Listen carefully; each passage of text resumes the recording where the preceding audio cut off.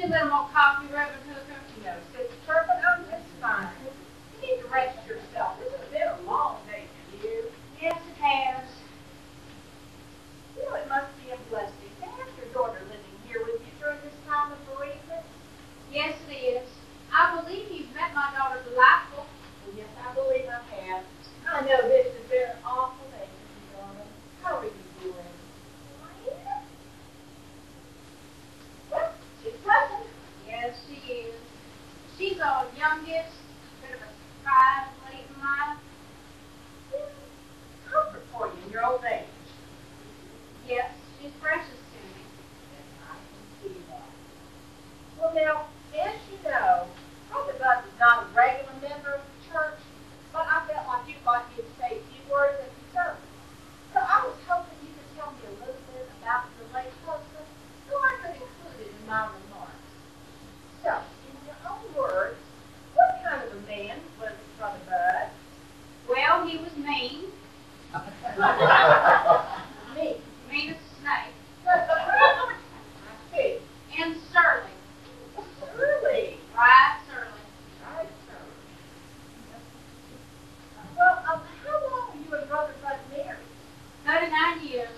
39 years. 39 long, Lord. Well, now, sister, I didn't know Brother Bud well, but you know, to me, he struck me as a quiet man, a man of inner strength, a man who knew his own mind, kept his own thoughts, and was at peace with the world. A man in few words, a strong sense of family and community, a good neighbor that you could go to in times of trouble for a helping hand. A good husband and father. A man close to the earth. Wise, noble, gentleman. That's because you didn't know him till he was old and sick. He was mean and right surly. I See, Reverend Hooker, after Ray, Bud, and Judy were born, I got interested in going back to services again. Bud and I had been raised in the church, but we were young and had drifted somewhat from the shore.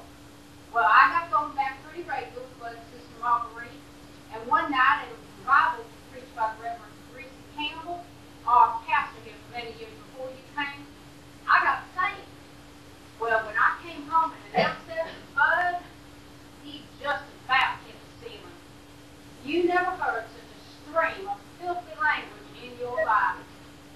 So I said to him, your moral soul's in great danger, buddy boy, and if you have brain to an acre, you go down there and get yourself saved before it's too late. Well, he wouldn't have none of it. So I told him, that's the way you feel about it, I'm cutting you off. beg your pardon. Not so much as a warm handshake for 33 years, Reverend. Guess you might say we had sort of a standoff. Well,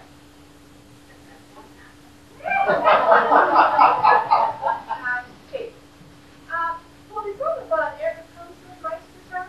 not that I know of. Well, I don't want you to fret, sister. You don't know what transactions the Lord makes in souls during those last moments on earth.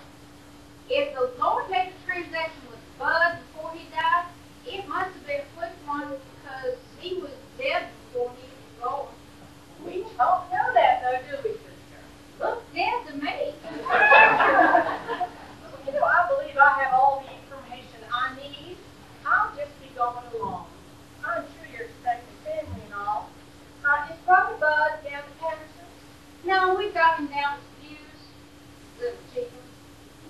Well, don't you worry, sister. I'm sure I'll be able to come up with a suitable eulogy. Delightful, is there anything you'd like to add?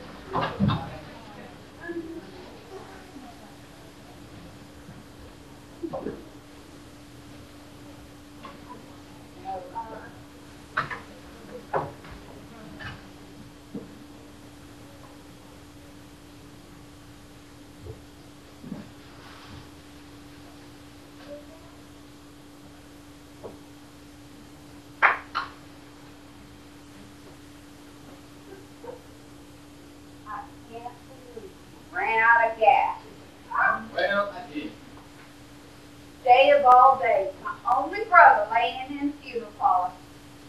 Whole family waiting on us. Here we sit, on Route 35 in the middle of nowhere. In this death trap you call a car, without a speck of gas in it. You did this on purpose, didn't you? Rainbow will be here as soon as you can. In over half an hour since I called him, said he'd get here as soon as he could. What time is it? About 5. Well, believe it, all right? Just believe it. You do these things just to torture me, don't you? Yeah, Mama. I sucked out all that gas.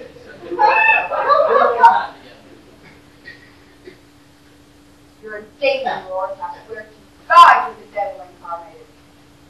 Just keep your drawers on, all right? Rainbow will be here as soon as you can. Believe me, he can't get here soon enough to suit me. So let's just sit here and be quiet. So, we're just going to sit here. Yep, that's the plan.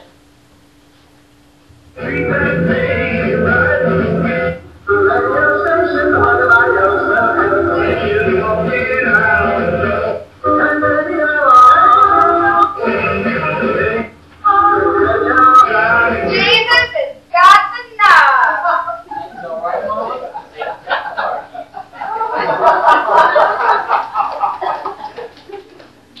What? I just can't believe you're my son. You got the Beelzebub in you, boy. What happened to you? Why did you turn out so evil? Just lucky, I guess. To think, I was in labor with you 17 hours. 17 hours of unbelievable torment. Mama, They offered me drugs to ease my misery, and I said no. I don't want your dough. I'll gladly bear the torment to give life to my child. Mama. Just give me a moment to bite on, I told him. If the Lord God and Savior can forgive the ones who nailed him to the cross, I can surely forgive this child for busting my gut. If I'd known then how it was all going to turn out, I'd have told him to shoot me right there on the table. Well, remind me, and I'll buy you a pistol for Mother's Day. You're not going to turn out like your brother, are you? I think it's safe to say Jim Ed won't be coming back to town for your Uncle Bud's funeral. Mama, leave Jimmy alone. What are you going to do, Roy? That's what I'd like to know. What do you plan on doing with yourself? Them unemployment checks aren't going to last forever, you know. Have you thought about that? Have you thought about the future? Life is not drinking and dancing and running around with loose women. Life is not a good time.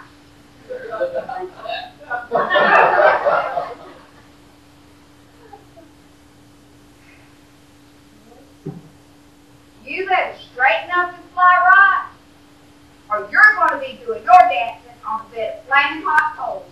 You better make a plan for yourself and make it soon. Well, I got a plan. Well, let's hear it, Roy. Time's running out.